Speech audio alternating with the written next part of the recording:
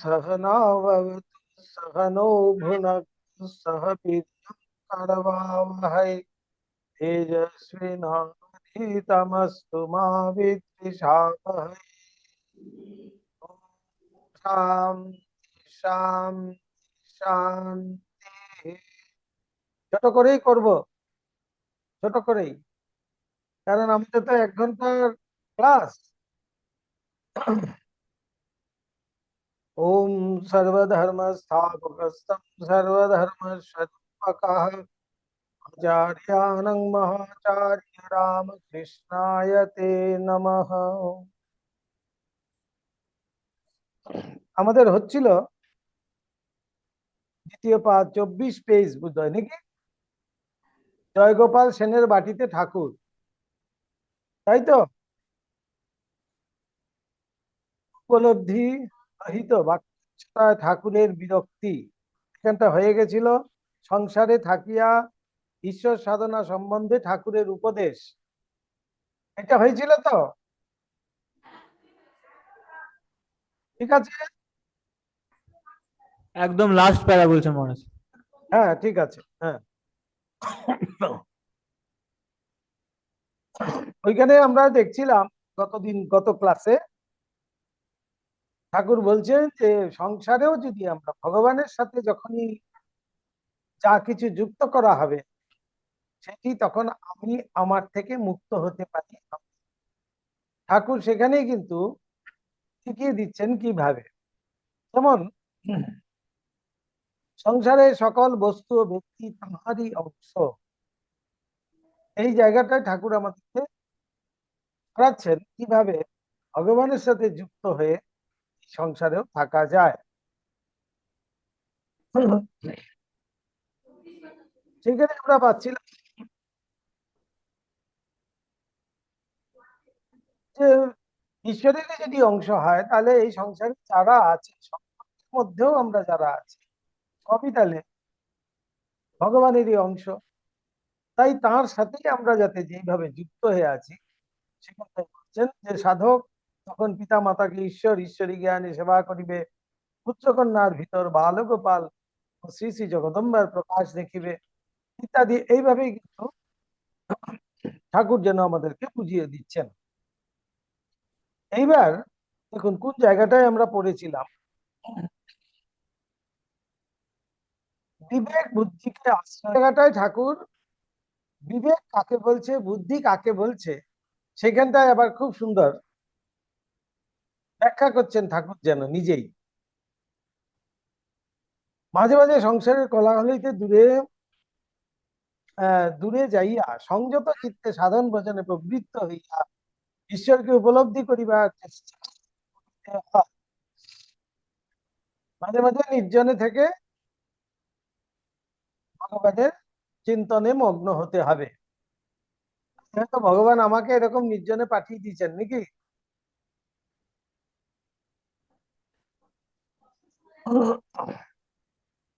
ওইরূপে ওইরূপে উপায় নির্দেশ করিয়া ঠাকুর নিম্নলিখিত রামপ্রসাদী গীতটি গাহিয়াছিলেন। আয় মন বেড়াতে যাবি, কালী কল্প তরু মূলে চাঁদি ফল কুড়ায়ে পাবি। না ভালোভাবে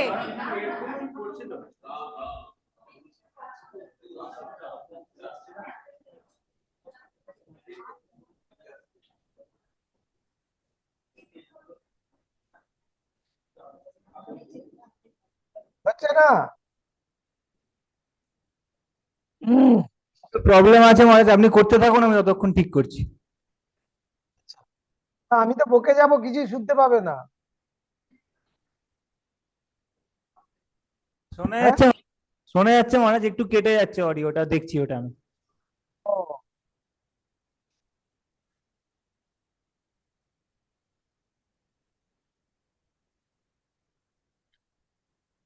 ঠাকুর গান গাইছেন, আয় মন বেড়াতে যাবি, কালী কল্প তরু মূলে চাঁদি ফল কুড়ায়ে পাবি।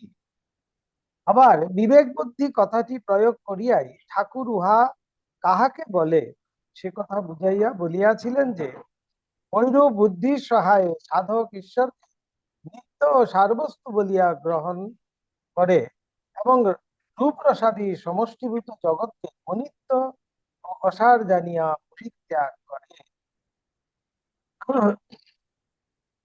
এই যে বিবেক বুদ্ধি কথাটি, এখানে বিবেক বুদ্ধি কথাটি প্রয়োগ করিয়াই ঠাকুর উহাকে কাহাকে বলে তা বুঝাইয়া দিচ্ছেন কিনা। বলছেন, ঐরূপ বুদ্ধি সহায়ে সাধক ঈশ্বরকে নিত্য ও সারবস্তু বলিয়া গ্রহণ করে এবং রূপ প্রসাদী এই সংসারে যেমন অনিত্য বস্তু সব আছে সেগুলোকে ত্যাগ করতে হবে সার জেনে। তাই নিত্য বস্তুর গ্রহণ, অনিত্য বস্তুর ত্যাগ, এইটি ঠাকুর যেন এখানে বুঝিয়ে দিচ্ছেন।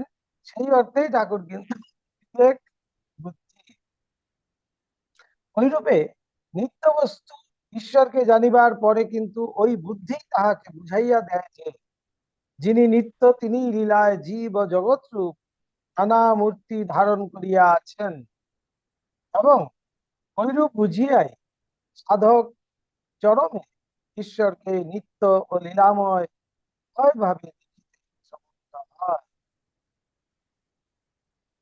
এবার ঠাকুর কীর্তনানন্দে এই আচার্য চিরঞ্জীব এবার সত্তার সহায় আমায় দে মা পাগল করে, আর কাজ নাই জ্ঞান বেচারে, এই গানটি ধরলেন এবং সকলে তাহার অনুসারী হইয়া উহার আবৃত্তি করিতে লাগিলেন। ওইরূপে কীর্তন আরম্ভ হইলে ঠাকুর ভাবাবিষ্ট হইয়া দণ্ডায়মান হইলেন। আর সেই ঠাকুরের সমাধি মূর্তি আমরা দর্শন করছি। তখন অন্য সকলেও ঠাকুরকে ঘিরিয়া দণ্ডায়মান হইয়া কীর্তন ও নৃত্য করিতে লাগিলেন। ক্রমে ওই গানটি সঙ্গ করিয়া শ্রীযুত চিরঞ্জীব চিদাকাশে হলো পূর্ণ প্রেমোদয় হে রে গানটি আরম্ভ করিলেন এবং অনেকক্ষণ পর্যন্ত উক্ত গীতটি গাইতে গাইতে নৃত্য করিবার পর ঈশ্বর ও তাহার ভক্তবৃন্দকে প্রণাম করিয়া সেদিন তার কীর্তন সার্থক হইল এবং সকলে ঠাকুরের পদধূলি গ্রহণ করিয়া উপবিষ্ট হইলেন। সেই একটি পরিবেশ আমাদের চোখের সামনে যেন ভেসে উঠছে। ঠাকুর সেই কীর্তন সেই গানের সাথে ঠাকুর নৃত্য করছেন, সমাধিস্থ হয়েছে, ঠাকুরকে ঘিরে সবাই আনন্দে মেতে উঠেছে, সবাই সেই কীর্তনানন্দে মুগ্ধ হয়ে গেছে এবং সেই কীর্তন করে সবাই ঠাকুরকে প্রণাম করে আবার বসেছেন। এই দিনেও ঠাকুর মধুর ভাবে নৃত্য করিয়াছিলেন, কিন্তু শ্রীযুত মণিমোহনের বাটিতে তাহার যেরূপ বহুকাল ব্যাপী গভীর ভাবাবেশ দেখিয়াছিলাম অত এখানে ততটা হয় নাই। কীর্তনান্তে উপবেশন করিয়া ঠাকুর শ্রীযুত চিরঞ্জীবকে বলিয়াছিলেন, তোমার এ গানটি, অর্থাৎ কোন গানটি? চিদাকাশে হলো ইত্যাদি। চিদাকাশে হলো পূর্ণ প্রেম চন্দ্রোদয় রে, এই গানটি, অর্থাৎ এইটি একটি ভাব ব্যঞ্জক গান। কেননা এটার সাথে আমাদের বেদান্তে অনেক সম্বন্ধ রয়েছে। কিন্তু এই গান চিদাকাশ বলতে কি? চিৎ রূপ আকাশ, চিৎ মানেই হলো গিয়ে এখানে হৃদ, হৃদাকাশ, হৃদয় আকাশে, সম্পূর্ণই কিন্তু কল্পনা এবং ধ্যানের মাধ্যমে তার ভিতরে আমাদের প্রবেশ করতে হবে। হৃদয় আকাশ আমরা কখন দেখতে পাই? আমরা যখন ধ্যানে মগ্ন হই। সেইভাবে মন যখন একাগ্র হবে, সংযত হবে, তখনই আমরা আমাদের হৃদয় আকাশ দেখতে পাই। সেখানেই কিন্তু সেই হৃদাকাশে বলছেন, সেই চিদাকাশে হলো পূর্ণ চন্দ্রোদয় রে, সেখানে যেন পূর্ণিমার রাত্রির মতো পূর্ণচন্দ্র উদিত হয়েছে। অর্থাৎ সেই হৃদাকাশে আমার একমাত্র সেই ঠাকুরের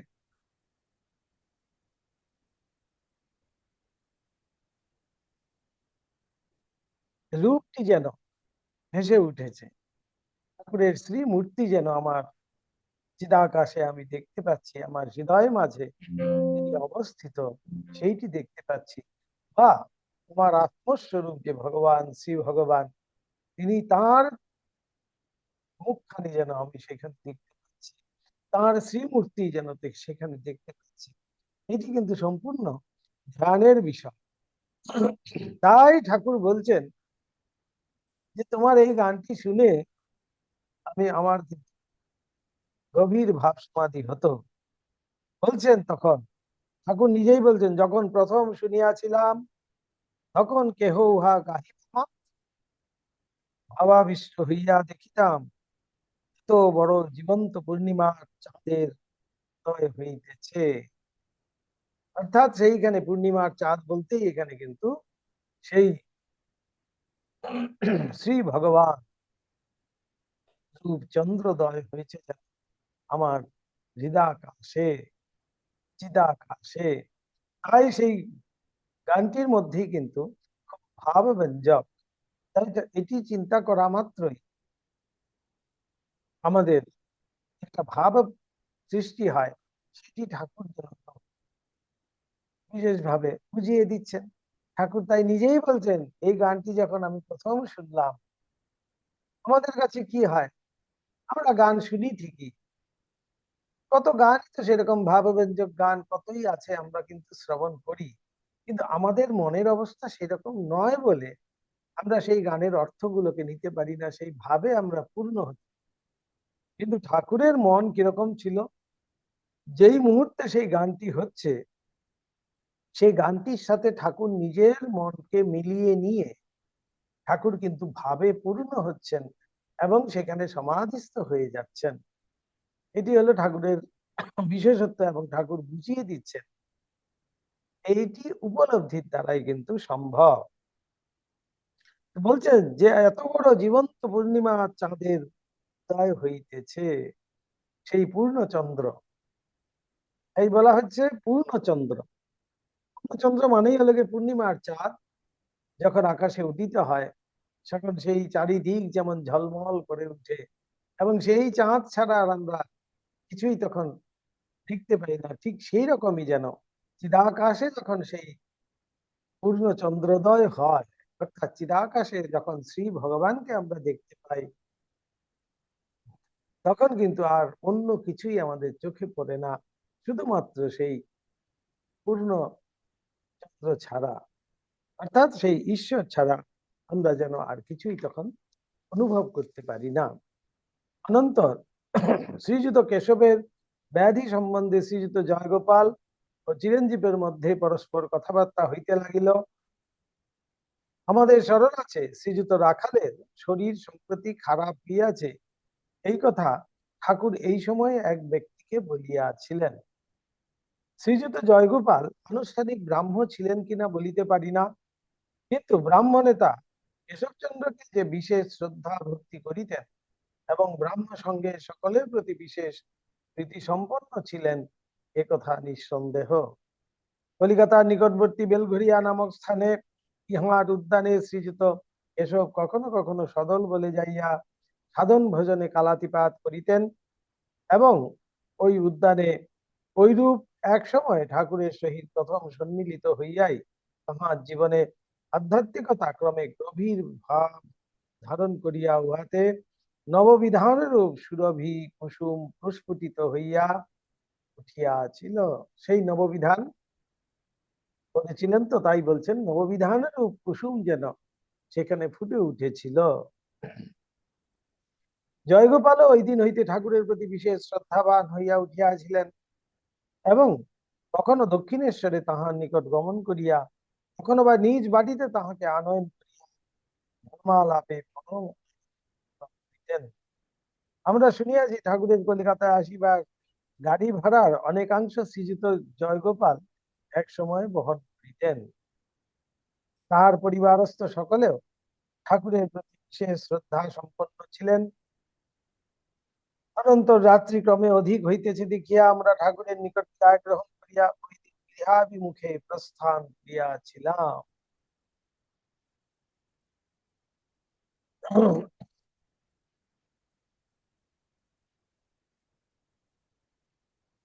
এবার দ্বিতীয় অধ্যায় আসছে, পূর্ব পরিদৃষ্ট ভক্তগণের ঠাকুরের নিকটে আগমন। পূর্ব দৃষ্ট ঠাকুর যাদেরকে আগে থেকে দেখেছেন, ঠাকুর যাদেরকে চিহ্নিত করে রেখেছেন,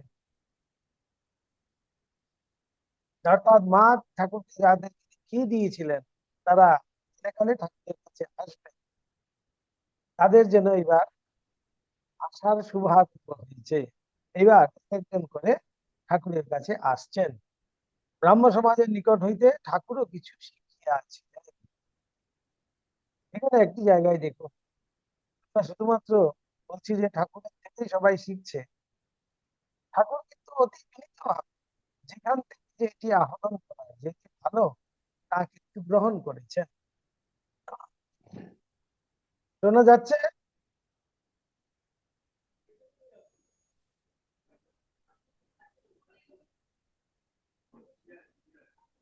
একটু কেটে কেটে যাচ্ছে মহারাজ, মাঝে মাঝে হয়তো ইন্টারনেটের কোনো গন্ডগোল হচ্ছে নাকি।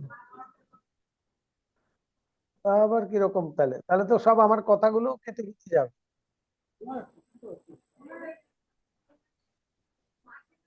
মাঝে মাঝে একটু কাটতে এটা থাকবে মহারাজ, কিছু করার নেই। মাঝে মাঝে একটু কেটে যাচ্ছে অল্প। হ্যাঁ, সে তো বুঝলাম, আসল জায়গাগুলো যদি কেটে যায় তাহলে তো সব গন্ডগোল।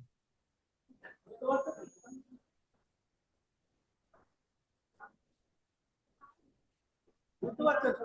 সব বুঝতে পারছেন? মহারাজ বলছেন,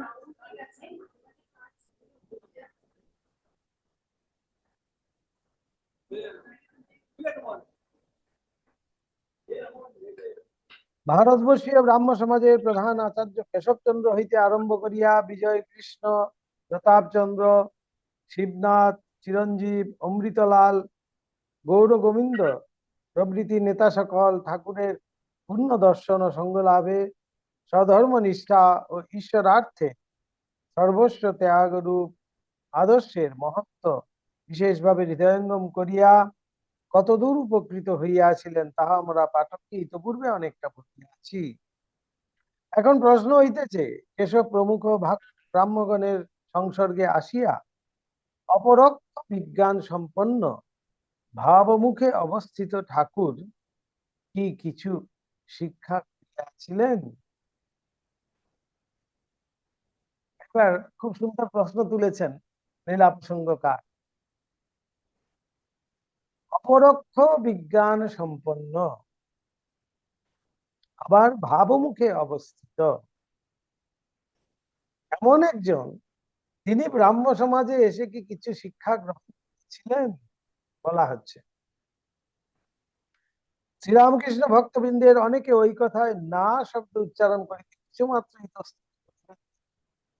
আমরা সবাই এক সুরে কিন্তু বলবো যে না, সেটি কখনো হতে পারে না।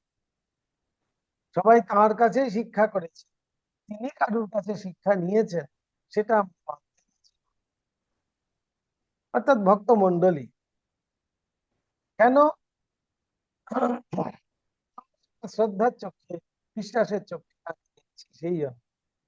কিন্তু এখানে খুব যুক্তি দিয়ে লীলা প্রসঙ্গকার সেটি তুলে ধরছে। সত্যি কি তাই, না ঠাকুর কিছু সত্যি সেখান থেকে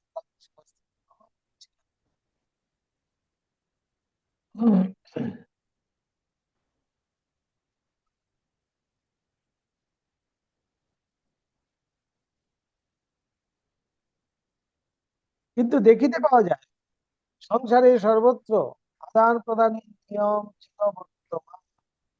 আদান প্রদান সংসারে কিন্তু সর্বত্রই আছে।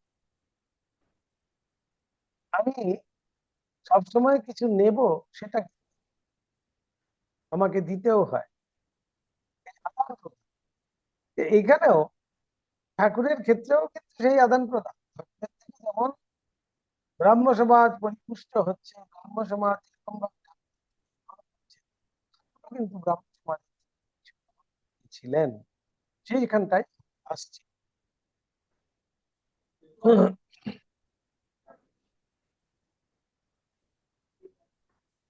একান্ত অনভিজ্ঞ তরলমতি বালককে শিক্ষা প্রদান করিতে অগ্রসর হইয়া কোন ভাবে উপদেশ দিলে তাহার বুদ্ধিবৃত্তি উপদিষ্ট বিষয় শীঘ্র ধারণা করিতে পারিবে, তাহার পূর্ব সংস্কার সমূহ ওই বিষয়ে হৃদয়ঙ্গম করিবার কতদূর সহায় বা অন্তরায় হইয়া দণ্ডায়মান, এবং তৎ সমুদয়ের অপনোদনী বা কি রূপে হওয়া সম্ভব ইত্যাদি নানা বিষয় আমরা শিক্ষা করিয়া থাকি। বলা হচ্ছে একটা বাচ্চাকে যখন আমরা পড়াই কি হয়, সে কিভাবে বুঝতে পারে সেটি আমরা প্রথমে কিন্তু বুঝতে হবে, ঠিক তার লেভেলে নেমে গিয়ে কিন্তু তাকে বোঝাতে হবে। তাহলে সেখান থেকে আমরাও কিন্তু কিছু গ্রহণ করছি না সেই বাচ্চাটাকে বোঝাতে গিয়ে, এই জায়গাটাই কিন্তু এরকমটাই আসছে।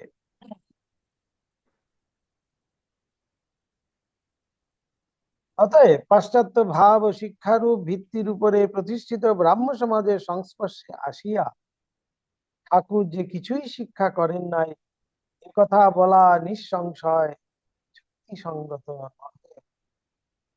কিছু শিখেছিলেন সেখান থেকে, তাই আমাদিগের ধারণা সেজন্য সম্পূর্ণ অন্যরূপ। আমরা বলি ব্রাহ্ম সমাজে সংঘকে অলৌকিক সাধনলব্ধ ভাব আধ্যাত্মিক প্রত্যক্ষ সমূহ প্রদান করিতে যাইয়া ঠাকুর অনেক কথা স্বয়ং শিক্ষা দিয়াছিলেন। অতএব উহার ফলে তিনি কোন কোন বিষয়ে শিক্ষা লাভ করিয়াছিলেন সব বিষয়ে কিঞ্চিৎ আলোচনা করা হচ্ছে। কি কি বিষয়ে ঠাকুর সেইভাবে সেই ব্রাহ্ম সমাজের থেকেও কিছু কিছু গ্রহণ করেছিলেন সেখানে। পাশ্চাত্য ভাবসহায়ে ভারতবাসীর জীবন কতটুকু পরিবর্তিত হইতেছে তাহার পরিচয় প্রাপ্তি। এইটি প্রথম আসছে। আমরা ইতিপূর্বে দেখিয়াছি এসব প্রমুখ ব্রাহ্মদিগের সংসর্গে আসিবার ঠাকুর পাশ্চাত্য ভাব ও শিক্ষার প্রভাব হইতে বহুদূরে এগিয়ে জীবনযাপন করিতেছেন। তাই তো ঠাকুর দক্ষিণেশ্বরে যখন ছিলেন সবের থেকেই তো একটু আলাদা, একটু নিঃসঙ্গ ভাবেই যেন ছিলেন, নিজের সাধন ভজন ইত্যাদি থাকতেন, সেইভাবেই দক্ষিণেশ্বরে ছিলেন। পুণ্যবতী রানী রাসমণির জামাতা সদানতের কথা ছাড়িয়া দিলে তাহার নিকটে এ পর্যন্ত যত লোক উপস্থিত হইয়াছিল তাহাদিগের প্রত্যেককে তিনি সকাম প্রবৃত্তি মার্গে অথবা ভারতের সনাতন ত্যাগে নৈক রূপ আদর্শ অবলম্বন জীবন পরিচালিত করিতে যথাসাধ্য সচেষ্ট হইয়াছিলেন। পাশ্চাত্য ভাবে শিক্ষিত মথুরানাথকে কিঞ্চিত বিভিন্ন প্রকৃতি সম্পন্ন দেখিতে পাইলেও মুক্ত ভাবে মহারাজ মাঝে শিক্ষিত মাঝে কথাগুলো মাঝে মাঝে শোনা যাচ্ছে না আদৌ, মাঝে মাঝে মানে নেটেরই কিছু গন্ডগোল হচ্ছে মহারাজ। এখান থেকে তো করতে পারছি না আমি কিছুই।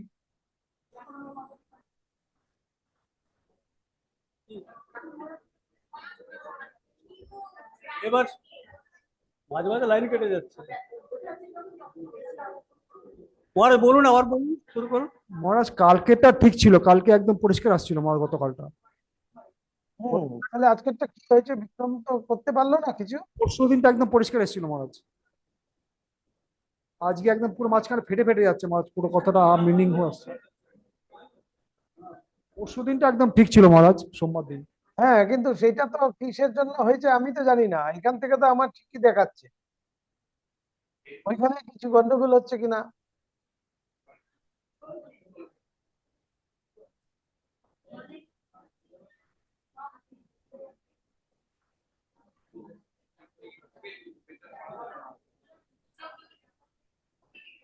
বলছি মহারাজ, একবার আদান প্রদান যে ব্যাপারটা বললেন ওটা ওখান থেকে যদি আরেকবার বলেন, ওখানটা একটু কেটে গেছিল, বুঝতে পারিনি।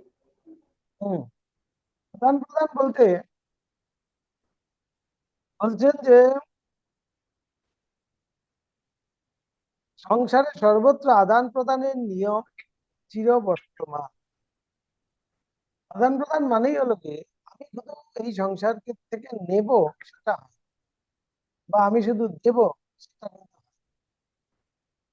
কিছু যখন দেব কিছু কিন্তু আমার কাছে আসবেই, কিছু আমাকেও নিতে হবে, এবং আমি যখন দেব আমাকে কিছু নিতে হবে, এবং আমি যখন গ্রহণ করছি তাহলে আমাকেও কিছু দিতে হবে। কি হলো আদান প্রদান। কিভাবে সেখানেই কিন্তু এসছে যে একটা বাচ্চাকে যখন আমরা পড়াতে যখন যাই তখন তার লেভেলে কিন্তু আমাকে নেমে সে কিভাবে বুঝতে পারবে সেইটি আমাকে কল্পনা করতে হবে। ঠিক সেই অনুযায়ী আমরাও কিন্তু সেই উপমা তৈরি করি, আমরা তৈরি করি, তাহলে সেখান থেকে আমরাও তো একটা তাহলে শিক্ষা গ্রহণ করতাম সেইভাবে। মানে একটা বাচ্চাকে বোঝাতে গেলে এই জন্য একজন শিক্ষক সে জানে তার ছাত্ররা তো আর তার মতো পণ্ডিত নয়। একজন শিক্ষক যখন ছাত্রদের পড়াচ্ছে সেই ছাত্রদের জায়গায় নেমে এসে ছাত্ররা কিভাবে বুঝতে পারে সেইভাবে কিন্তু সেই শিক্ষকও কিন্তু ঠিক সেই অনুযায়ী কিন্তু উপমা যত কিছু আছে এক্সাম্পল দিয়ে দিয়ে বোঝানোর, ইনসিডেন্স বলুন ইনস্ট্যান্স বলুন, এগুলো সব দিয়ে দিয়ে কিন্তু শিক্ষকও তাহলে বোঝায়। তাহলে শিক্ষক কি করছে? শিক্ষক সেখান থেকে কিছু গ্রহণ করছে। সর্বত্র কিন্তু আমাদের সংসারের এই নিয়ম কিন্তু একেবারে আজও কিন্তু বর্তমান, সেই আদান প্রদান। সেখানেই ঠাকুর বলছেন যে ঠাকুর যখন ব্রাহ্ম সমাজে গেছেন, ব্রাহ্ম সমাজে তখন কি পাশ্চাত্য শিক্ষায় শিক্ষিতই বেশিরভাগ লোক। কেশবচন্দ্র সেন, মথুরানাথ বিশ্বাসও ছিল তাই পাশ্চাত্য শিক্ষায় শিক্ষিত। সেখানেও ঠাকুর কিন্তু তাদেরকেও শিক্ষিত করছেন ঠিকই, কিন্তু সেখান থেকেও ঠাকুর কি নিচ্ছেন সেগুলো এবার আমরা দেখতে পাচ্ছি। হুম। এবার বলছেন ঠাকুরের কাছে যারা আসতেন তাদেরকে তাহাদিগের প্রত্যেককেই তিনি সকাম প্রবৃত্তি মার্গে অথবা ভারতের সনাতন ত্যাগেনৈকম তত্ত্বমানসু আদর্শ অবলম্বনে জীবন পরিচালিত করতে যথাসাধ্য সচেষ্ট দেখিয়াছি। পাশ্চাত্য ভাবে শিক্ষিত মধুরানাথকে কিঞ্চিত বিভিন্ন প্রকৃতি সম্পন্ন দেখিতে পাইলেও মুক্ত ভাবে শিক্ষিত প্রত্যেক ভারতবাসীর জীবনী যে ঐরূপ বিপরীত বর্ণে রঞ্জিত হইয়াছে একথা ধারণা করিবার তাহার অবসর হয় নাই। কারণ তাহার পূর্ণ সঙ্গ লাভে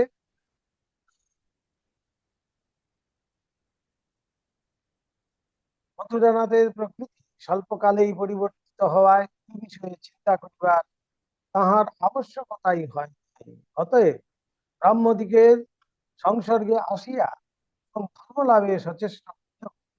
ভারতের প্রাচীন ত্যাগ আদর্শ হইতে তাহাদিগকে বিচ্ছিত দেখিয়া তাহার কারণ ছিল পাশ্চাত্য ভাবের প্রভাব এসেছিল। তারা সেই সনাতন ভাবকে সম্পূর্ণ ভাবে ভুলে গেছে। কি হলো?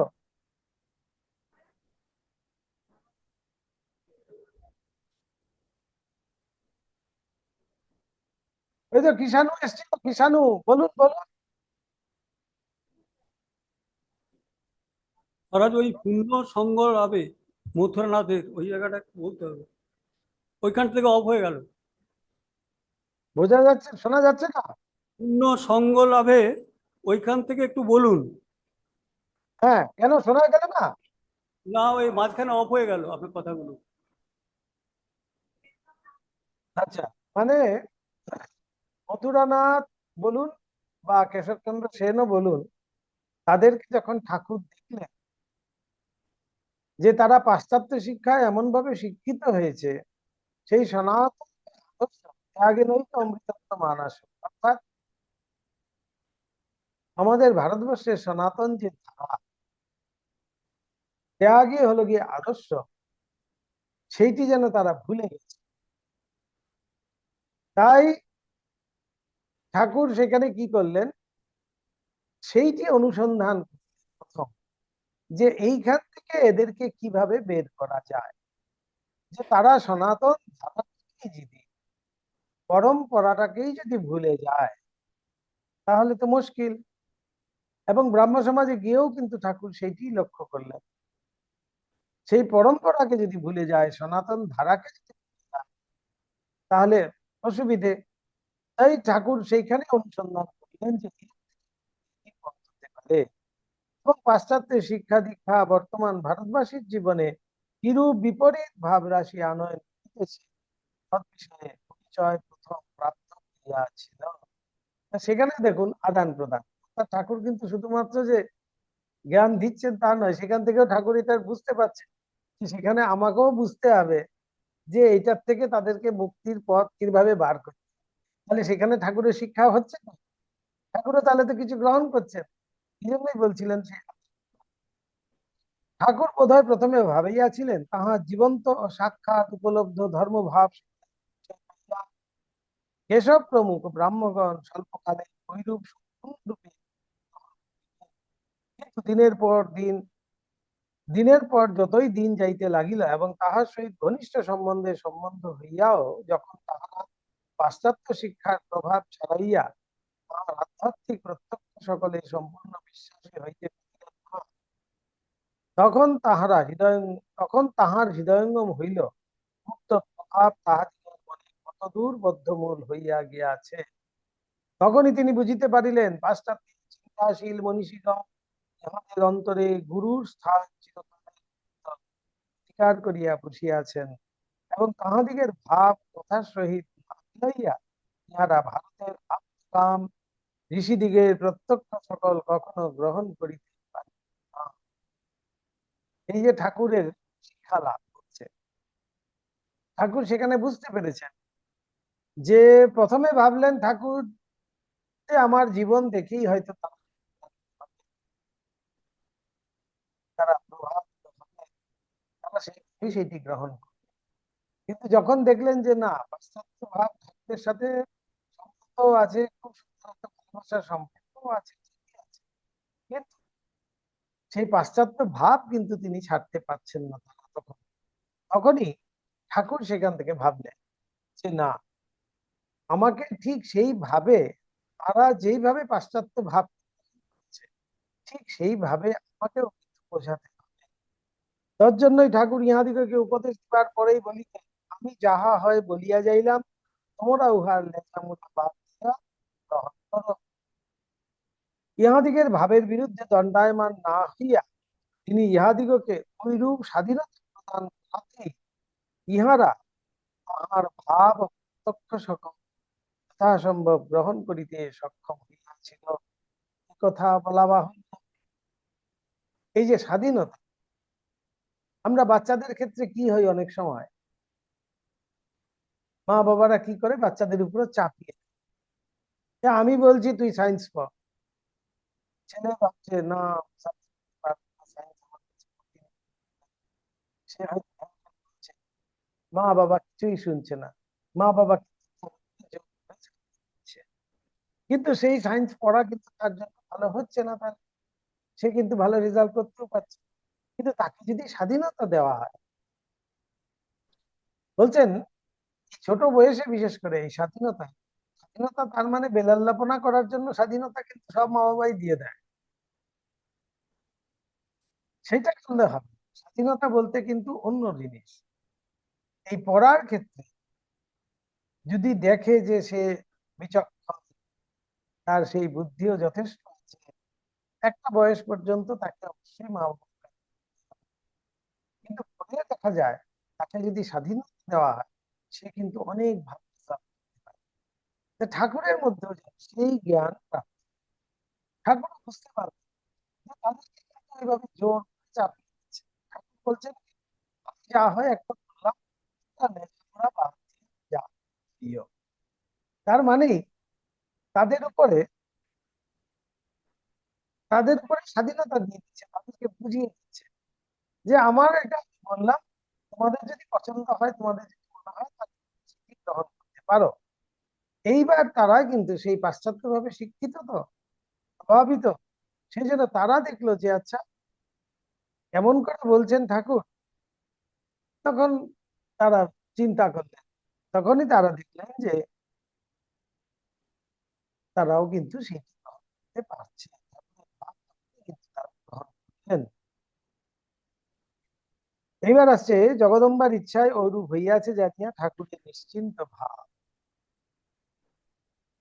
তো ঠাকুর নিজে করছেন সেটি তো কখনো কোনোদিনও ভাবেননি, এইবারও কিন্তু তাই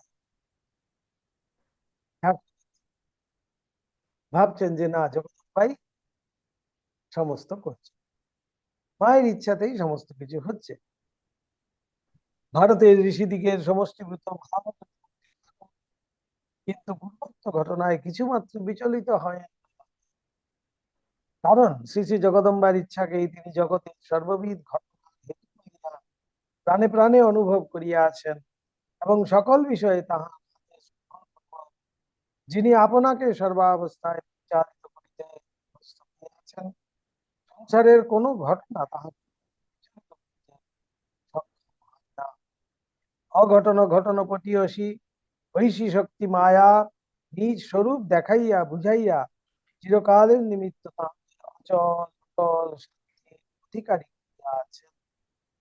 অতএব শ্রী জগদম্বার ইচ্ছাতেই ভারতে পাশ্চাত্য ভাব দেশ এবং তাহার ইচ্ছাতেই ব্রাহ্মণ শিক্ষিত সম্প্রদায়ের পাশ্চাত্য ভাবের হস্তে চিরা পুত্তলী স্বরূপ হওয়ার কথা সম্যক হৃদয়ঙ্গম করিয়া ঠাকুর তাহাদিগের ঐরূপ দুর্বলতায় বিরক্তি প্রকাশ অথবা তাহাদিগকে নিজ অপার স্নেহ ভালোবাসা হতে বঞ্চিত করিতে এইরূপে বলছে মায়ের ইচ্ছাই সমস্ত হয়েছে।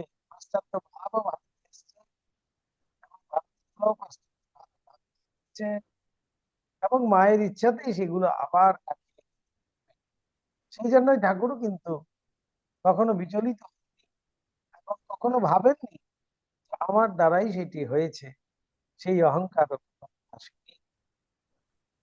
এবং তাদেরকেও কিন্তু তারা পাশ্চাত্য ভাবতে বলে, ঠাকুর কিন্তু তাদেরকেও দূরে সরিয়ে দেন।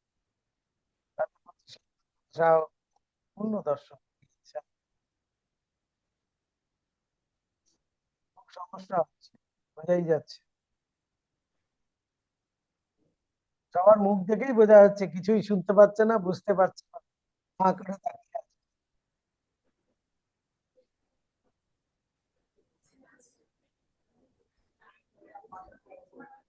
কিচ্ছু বোঝা যাচ্ছে না, বুঝতে পেরেছেন মহারাজ?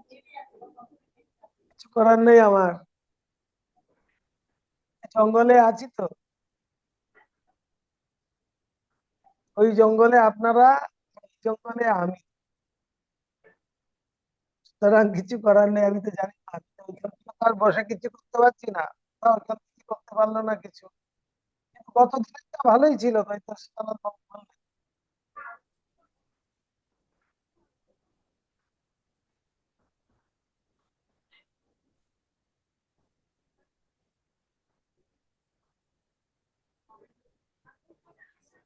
মহারাজ বন্ধ করবেন না, আমরা লেজাগুড়া বাদ দিয়ে বাকিটা নেব। আরে আমার কথা লেজামোড়া বাদ দিলে হবে না, আমার কথা লেজামোড়া বাদ দিলে কিছুই থাকবে না। আমার কথাতে শুধু লেজার মোড়াই আছে, পেটিটা তো ঠাকুরের কথা, আমাদের সবগুলোই হলো লেজার মোড়া। আচ্ছা, কিছু বোঝা যাচ্ছে না বলছে তো।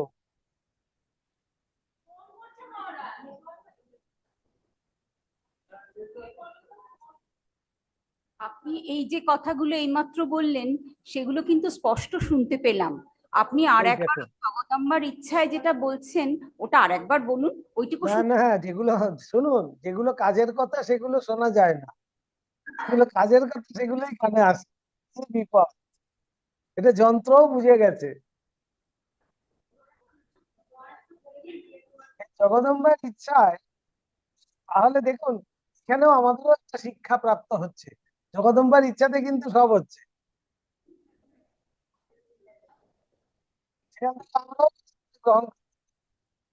তা আমাদের কারোর কিছু করার নেই, যা মায়ের ইচ্ছা, যেমন মা যদি শোনাতে চান তাহলে নিশ্চয়ই শুনতে করেছিলেন, পাবো। একজন দিদি ফোন করেছিলেন, বললেন যে কিছু করার নেই, নেটওয়ার্কের একটু প্রবলেম আছে। হ্যাঁ, বেশ, জগদম্বার ইচ্ছায় বলতে আপনি বললেন যে এটা ঠাকুর কেন এই কথাটা ভাবছেন, ঠাকুর কেন নিরহংকার ঠাকুরের মধ্যে সেই নিরহংকারের ভাব ছিল বলে। আমাদের ক্ষেত্রে কি হতো, আমরা যদি এইভাবে কাউকে প্রভাবিত করি তখন আমরা কি বলবো, ও আমি বলে দিয়েছিলাম তাই তো তেমন হয়েছে। ঠাকুর ভাবছে জগন্মাতার ইচ্ছাতে পাশ্চাত্য ভাব এসছে এবং জগন্মাতার ইচ্ছাতে হবে।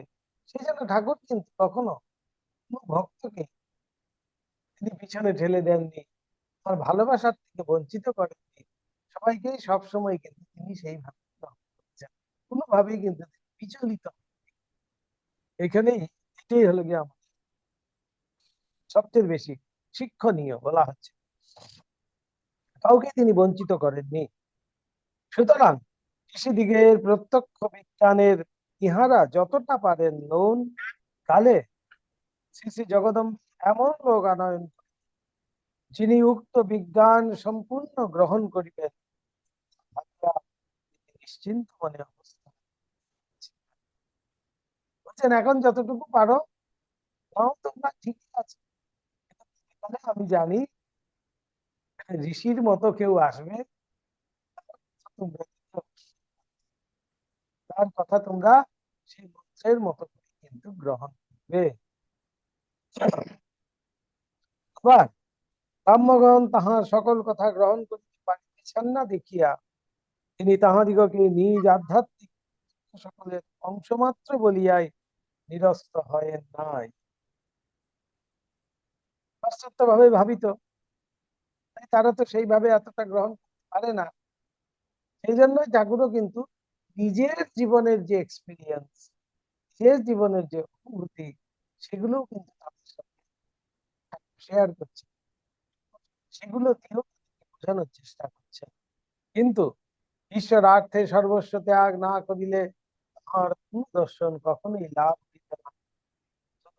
ততপর প্রত্যেক পথের চরমেই উপাসের সহিত উপাসকের অভেদত্ব প্রাপ্তি, মন মুখ এক করাই সাধন এবং ঈশ্বরের যে একান্ত বিশ্বাস, নিষ্ঠা, সদসৎ বিচার তথা ভালো কামনা রহিত হইয়া সংসারে কর্তব্য কর্ম সকলের অনুষ্ঠান করাই তাহার দিকে অগ্রসর হইবার পর ইত্যাদি আধ্যাত্মিক জগতের সকল গূঢ় তত্ত্বই আমাদিগের নিকটে সর্বদা নিঃসংকোচে, এই যে সমস্ত বিষয়ী লোক, সংসারী লোক, তাদের কাছেও কিন্তু ঠাকুর নিঃসংকোচে সেই কথাই বলতেন। অর্থাৎ আদর্শ কিন্তু আমাদের সেই ত্যাগে নৈক অমৃতত্ব মানসু, অর্থাৎ ত্যাগ ভিন্ন, ঈশ্বরার্থে সর্বস্ব ত্যাগ এ ভিন্ন পথ কিন্তু তার পূর্ণ দর্শন লাভে সমর্থ হবে। এইটি ঠাকুর কিন্তু নিঃসংকোচে তাদের কাছে কিন্তু বলেছেন।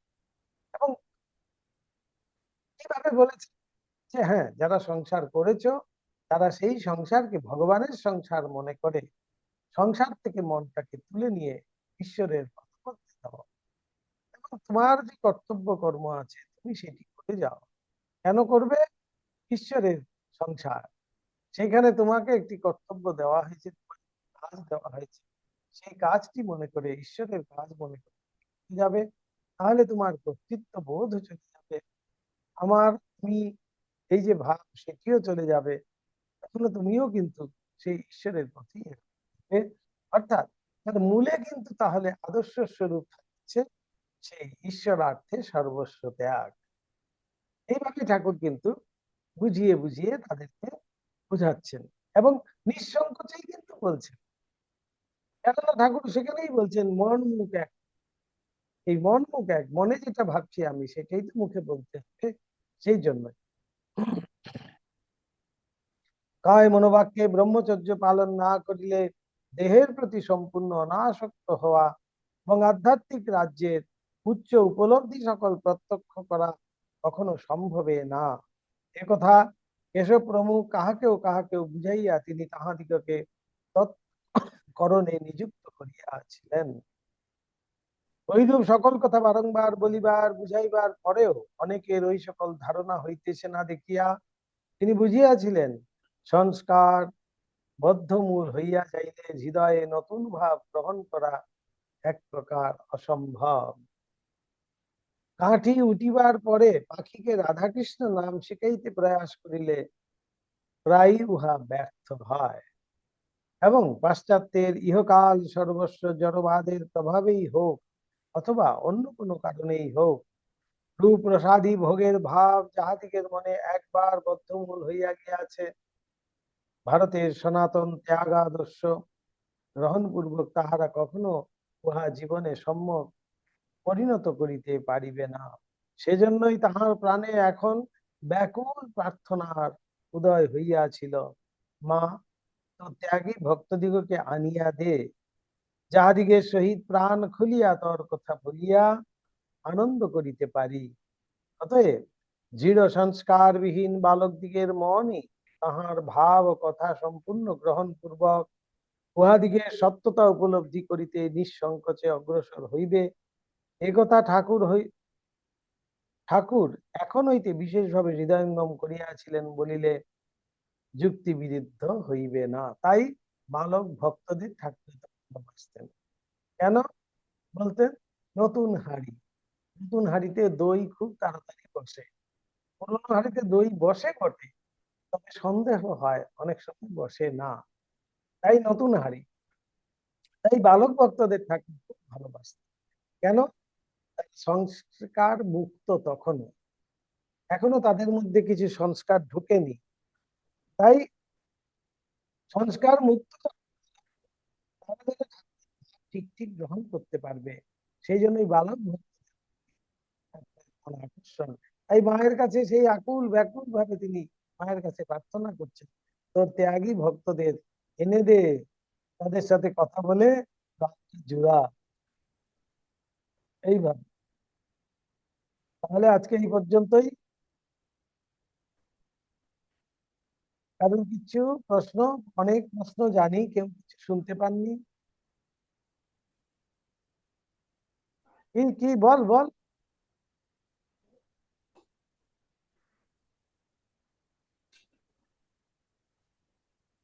হ্যাঁ, প্রত্যেক পথের চরমেই উপাস্যের সহিত উপাসকের অভেতত্ব অভেতত্ব প্রাপ্তি।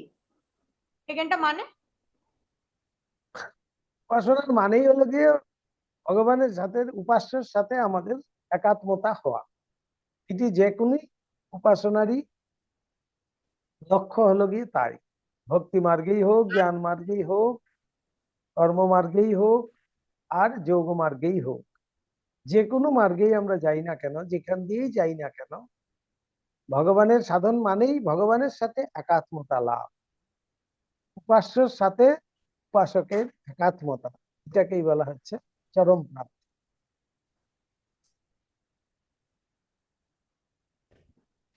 মহারাজ এক জায়গায় একটা কথা লেখা ছিল অপনোদন, অপনোদন কথাটা আমার মানে মহারাজ। মানে নামানো, নিচুর করা। আচ্ছা মহারাজ, আর একটা কথা আছে ত্যাগই নেই, ত্যাগ। ত্যাগে নৈক অমৃতত্ব মানসু। হ্যাঁ, এটা মানে কি মহারাজ? মানে ত্যাগ ছাড়া, ত্যাগই আমাদের জীবন। মানে কিছু না ছাড়লে পরে কিছু হবে না। অর্থাৎ এই যে ঠাকুর বলছেন ঈশ্বরার্থে সর্বস্ব ত্যাগ, ঈশ্বরার্থে সর্বস্ব ত্যাগ না করিলে তাহার পূর্ণ দর্শন লাভে সমর্থ হওয়া যায়। তো মহারাজ এইখানে যেটা বললো যে কায়মনোবাক্যে ব্রহ্মচর্য পালন না করলে অনশক না হবে না, কিন্তু আমার গৃহীদের জন্য কি হবে তাহলে? এই যে ঠাকুরের কথা, এই গৃহীদের জন্য যে যেটা হয়ে গেছে সেটা কিছু করার নেই, এখন তার সংসার মনে করে, সেই যে জগদম্বার ইচ্ছা, তার সংসার মনে করে, তার সংসারে আমাকে যেভাবে থাকতে হবে কর্মী, সেইভাবে আমাকে, তারই সংসারে আমার কর্তব্য যেগুলো আছে সেগুলো আমাকে পালন করতে হবে। তো সেই এই তার যদি সংসার মনে করি, তাহলে আমার আমিত্বের নাশ হচ্ছে, তার প্রতি সেই সহানুভূতির ভাবনা আসছে।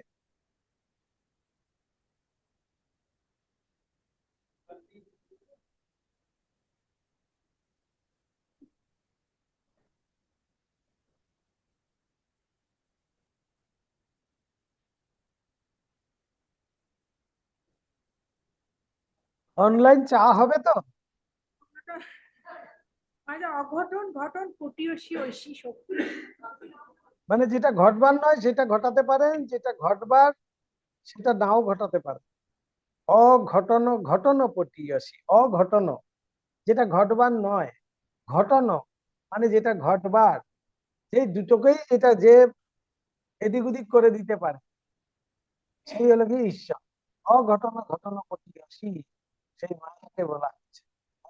বলছি মহারাজ, আপনি একটা জায়গায় বললেন না, ওনাদের উপদেশ দেওয়া হলো যে ন্যাজামুড়ো বাদ দিয়ে তোমরা সব গ্রহণ করবে, এটা কেন দেয়া হলো এখানটা? স্বাধীনতা দেওয়া হলো, স্বাধীনতা দেওয়া হলো ওদেরকে।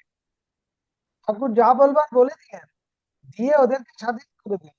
বলছেন যে না, আমি যেটা বলছি সেটাই তোমার শুনতে হবে তা নয়, তোমরা যদি মনে করো শুনবে, ইচ্ছা হয় শুনবে।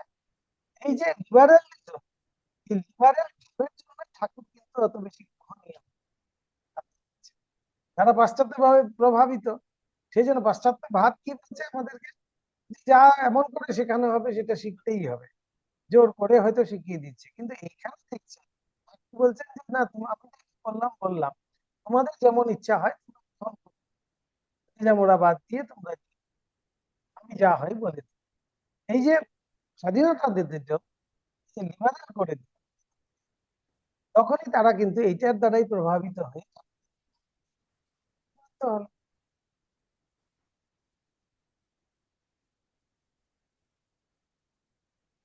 মন মুখ এক করাই সাধন, এটা একটু যদি ব্যাখ্যা করে দেন।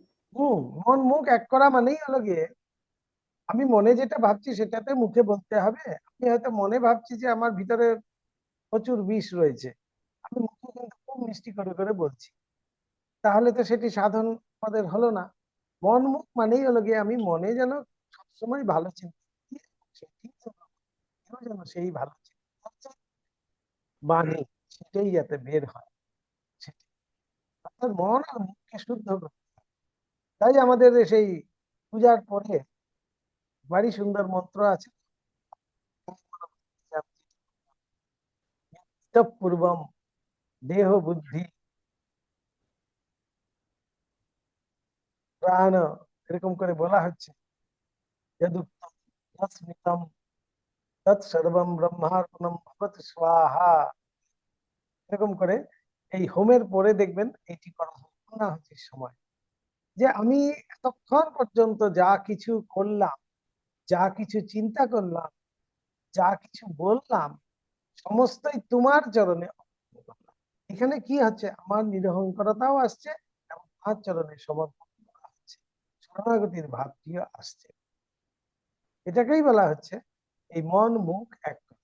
এই যে কায়ে মনো বাক্যে পবিত্রতা রক্ষা কথা বলা হয়, অর্থাৎ অনেকেই আছে আমি মুখে হয়তো পবিত্রতার কথা বলছি, কায় আর মন আমার কিন্তু সেইভাবে পবিত্র নাই।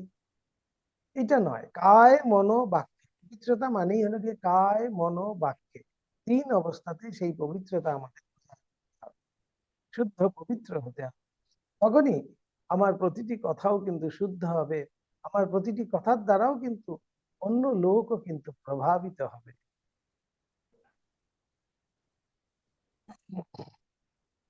বেশ। ওম নিরঞ্জনম নিত্যম অনন্ত রূপম ভক্তানুকম্পাধৃত বিগ্রহং বৈ ঈশাবতারং পরমেশমিত্যং তম রামকৃষ্ণং শিরসা নমামः। ओम शांति शांति शांति। हरि ओम तत्सत्। श्री राम कृष्णार्पणमस्तु।